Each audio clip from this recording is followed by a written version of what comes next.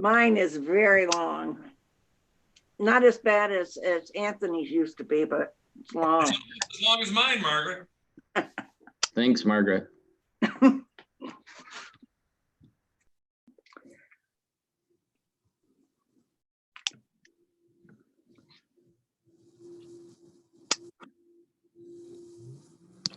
Oh, you can flip the screen and then you get everybody, right?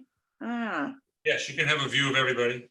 Okay, so Furman has, because there's a 20-second delay. And he, I've only got 9 spaces.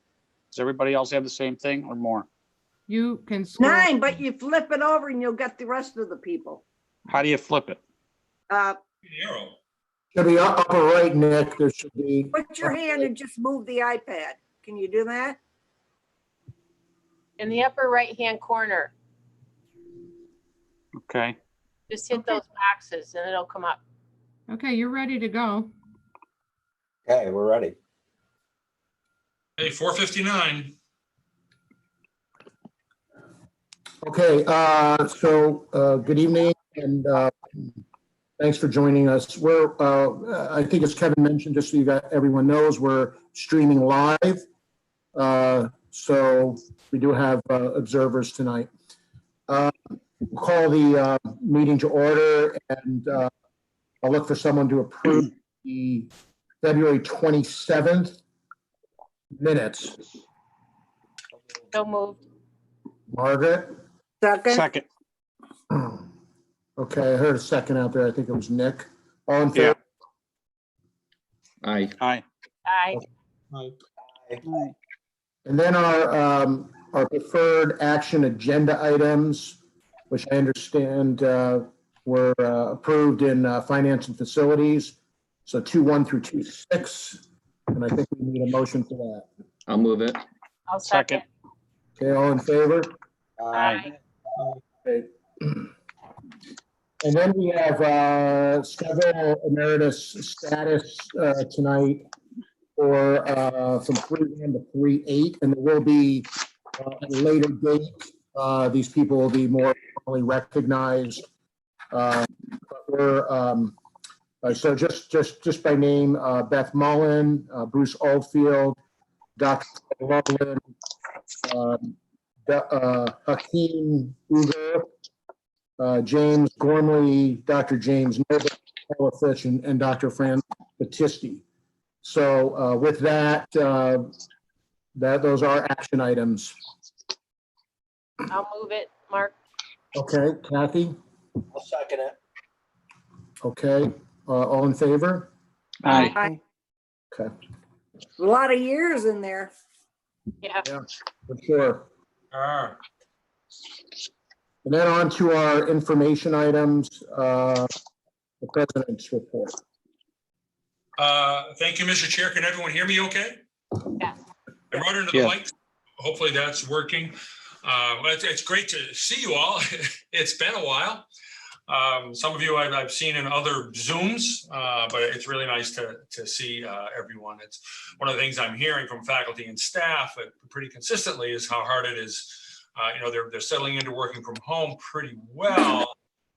And I really want to share kudos for how well our faculty and staff have adapted and like me become very busy and pretty facile with working at a distance, but they're saying how much they miss seeing their colleagues on a day-to-day basis is one of the themes in the feedback that I'm getting. But I'm really encouraged by how far along we've come with this whole distance thing.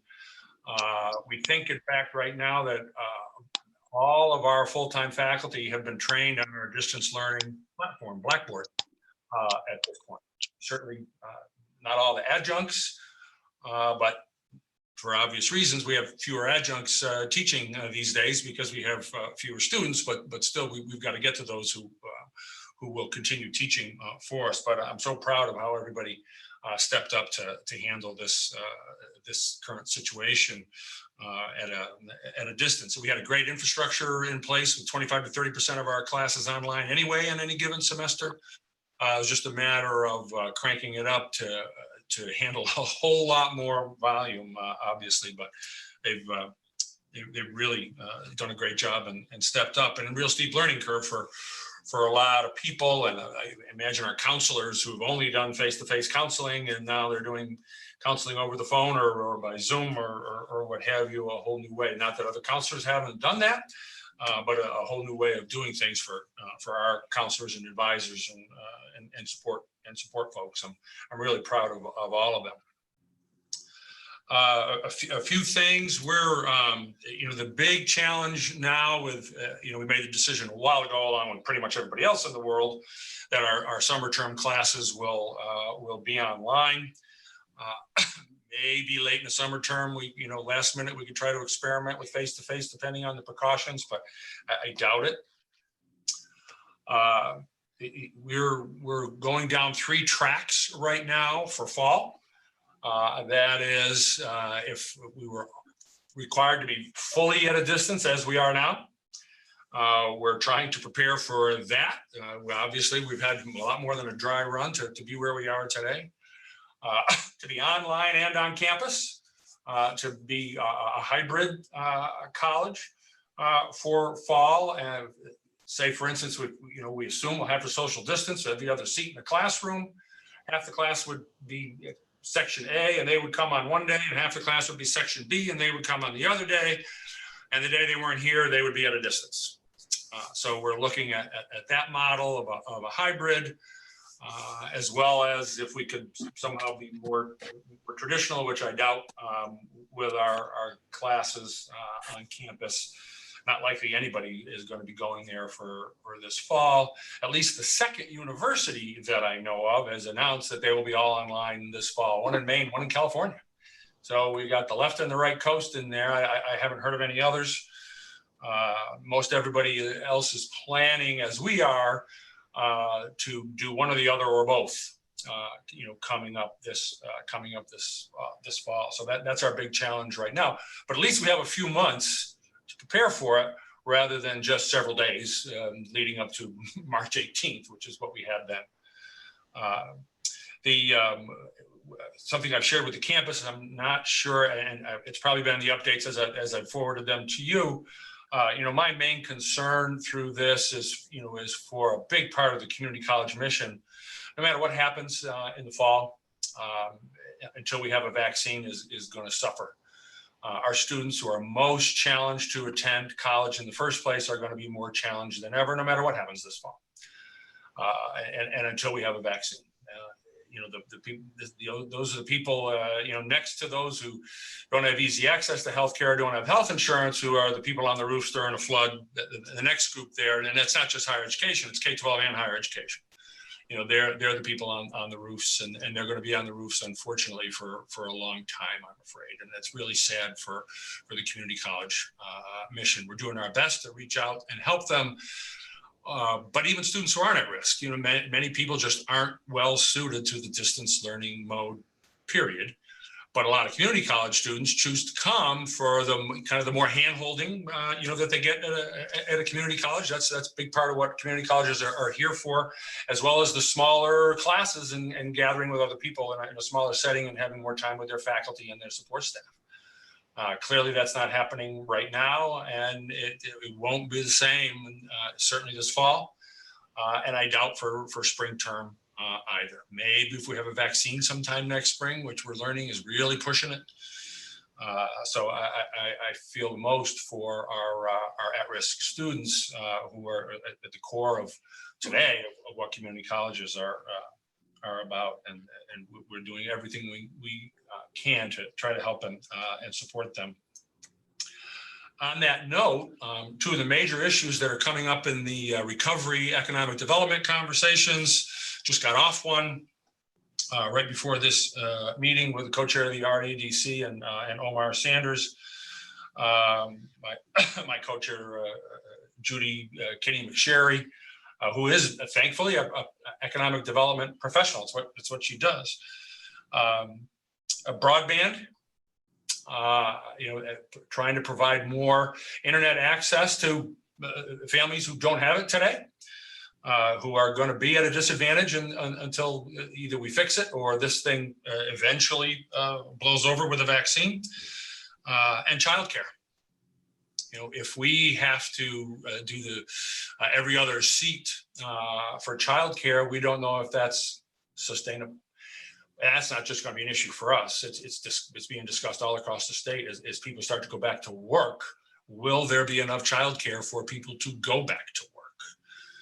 And of course, that impacts us with both on the broadband front and continuing to reach our students, reach more of our students, and what will happen to childcare across the state, depending on what the regulations and restrictions might be there when we're allowed to reopen. Will they be sustainable financially? We know we already have issues sustaining them financially. The other big one, of course, the other two big ones that are being discussed, which impact us in a way, one more than the other, across the board, but also impacts hospitality and tourism. Is going to come back really slowly, for obvious reasons. It doesn't impact the Broome County the way it impacts, imagine, Tompkins County. The Southern Finger Lakes, just the whole Finger Lakes region.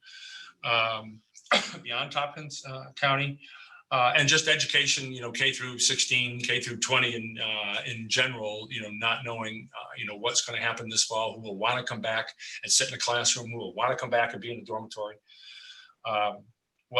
could potentially have huge impacts in different regions of the Southern Tier and across the country. So those are the big conversations around economic development that also have a direct impact on the college as well. So I'll leave my report there, Mr. Chair, unless anyone has any immediate questions. I have one question, and that is when everyone goes online in the summer, is continuing education part of that too? Will continuing education be online as well? As of now, yes. Again, as restrictions lift, that would be a good place, for us to, try to bring people together and see who's willing and who's not and how it works. We'll have to see what the restrictions are, and even restrictions or not, what we would do in order to guarantee, people's safety if they want to come and do a face-to-face class. So that as restrictions lift, that could happen along with a late term summer class we could experiment with potentially. Last minute could be hard to get the word out, but if people are signed up and they're doing it at a distance, we could say, hey, if you're willing to come in and social distance and maybe wear a mask, depending on where the world is going and where the restrictions are, that would be a good place to try to move back a little bit toward normal if that's where the world is going. Thank you. Good question. Kevin, with the REDC, if you can say, so there was obviously a lot of dollars set aside for upcoming projects. And I would assume most, if not all, those projects are probably in a hold pattern. If they're going, they're going. If they're in construction, then they're in construction with the construction restrictions. There hasn't been any major trimming of the REDC pots of funding. In fact, the discussion has been around, how you have to get everything in place. You got to pay. You get reimbursed later. You got to hire people. Whether it's going to happen or not is another story. But some of the feedback we're getting from the IDAs across the Southern Tier is, let's say I'm in the pipeline for $1 million, and my project is either done or it's about to be done, and it's obvious we're serious and we're getting this done. Could you front us $100,000 of the $1 million? It would be really helpful right now, even though we're supposed to wait until after it's completed and we've hired people. That we're not there, but that's part of the conversation. So things are kind of on hold, but nobody's had the rug pulled out from under them that I'm aware of. I was thinking more of anything that's been proposed. That's been what? Proposed. Projects that have been approved, not started, The Yeah, it would- it would- CFA process, I believe, has been delayed. I think the date's been moved. I can't recall for sure. But I think the CFA process has been moved later. But so we're not in the CFA season yet. That would ordinarily be July. And I think it got moved, but I can't recall off the top of my head because I'm, just drinking from a fire hose right now. URI proposals are going through. I've seen two, just in the month since I started. I've seen two URI proposals. They weren't the best suited for, for the URI. Our suggestion to EST was refer them to other pots that are out there. But we've seen proposals just in the last month. Kevin, I don't know what a URI proposal is. Well, remember 4 or 5 years ago, we got that $500 million. We won that $500 million contest for Yeah, economic development in Southern Tier. That's URI money. okay.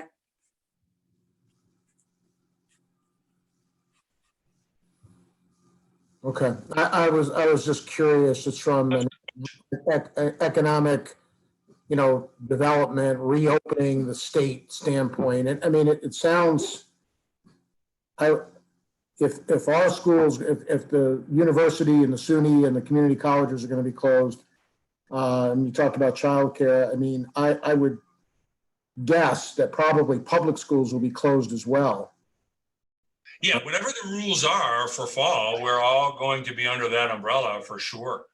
And the next big question is, based on the conversation today is, where's the state budget going to go? Because they have the authority to cut us as they go. And that'll be across the board, and it'll be across anybody who gets state money for the most part. We'll all feel that pain together, and who knows where that's going to go. Are there disaster relief funds available there are other disaster relief funds just generally available, do you know of? Yeah, well, FEMA will be in on this. We don't know exactly what the rules are going to be, but SUNY, which we know do this with the flood. SUNY, asked us all right from the beginning, document all of your emergency expenses so that you have an itemized list for FEMA at some point.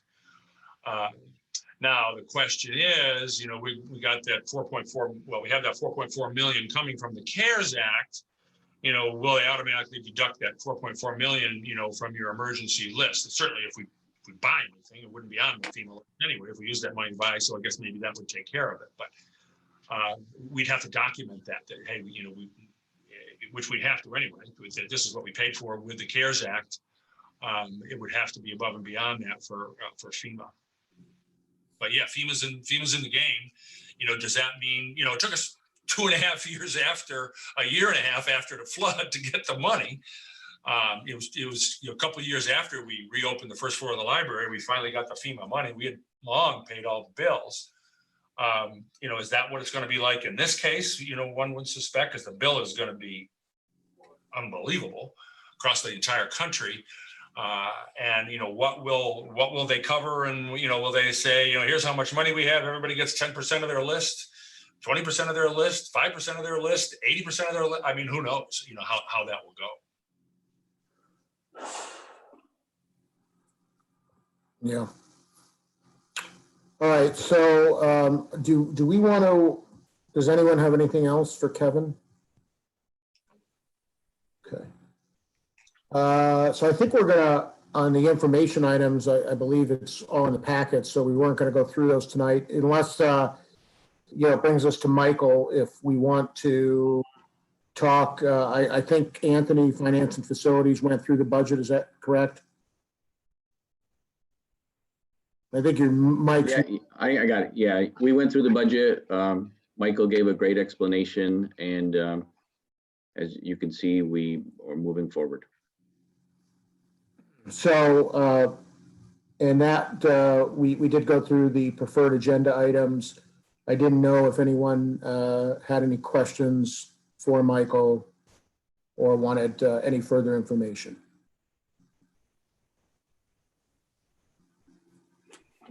Okay, is there Kevin, is there anything else that you'd like to discuss, or is there any of the informational items that you feel we should go through tonight?